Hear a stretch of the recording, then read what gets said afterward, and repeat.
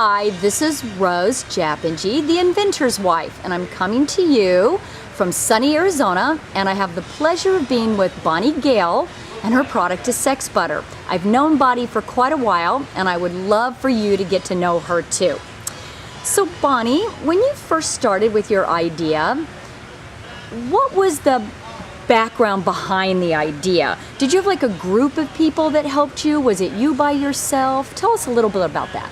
Well, initially when I thought of the idea of Sex Butter, it was my idea, and then I realized I can't do it by myself because I'm not a scientist and I don't know how to actually make a product. So I had to find a chemist to actually create the product for me.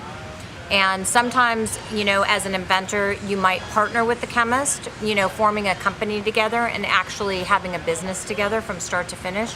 Or sometimes you might just pay the chemist to actually create a product for you where you own the product once you paid for it. Ah, so then they wouldn't be a partner per se, they would just be someone you have hired, like a vendor. Exactly. Okay, so what about partners? I know a lot of inventors out there, they ask that question to me a lot. Well, maybe I should take somebody on as a partner. I know you've had experience with that. Can you talk about that? You know, partners are good if they are the right fit. And partners can be a complete nightmare if they're not.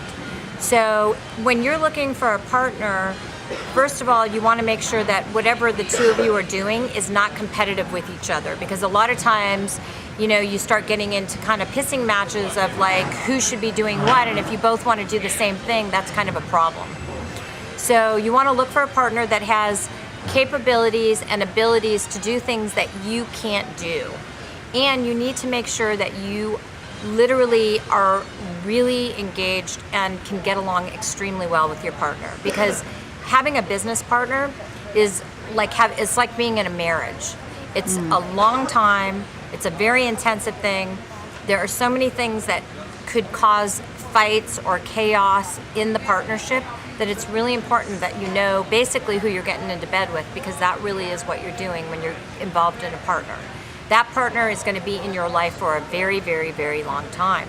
And you're going to have to deal with a lot of trials and tribulations with that partner, so you have to make sure it's somebody that you can work with.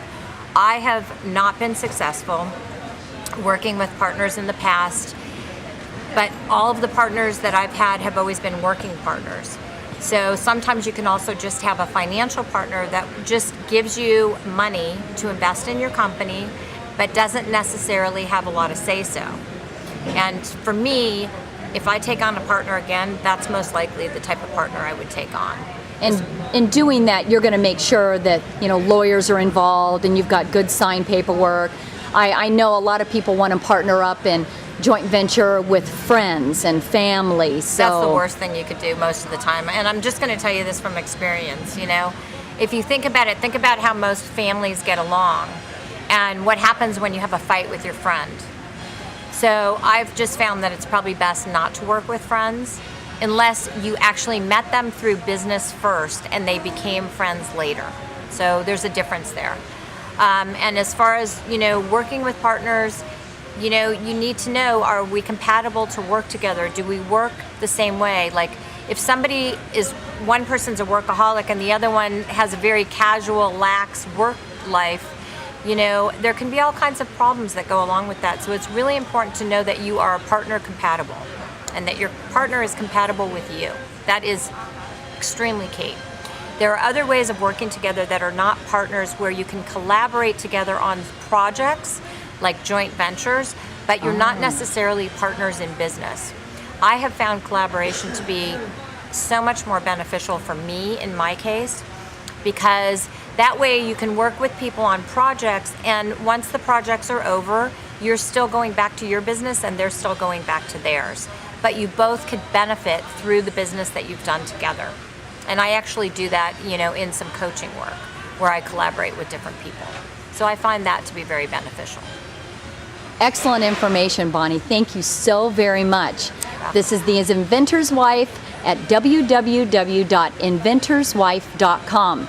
Join us for more information on how to make your inventor supported and loved.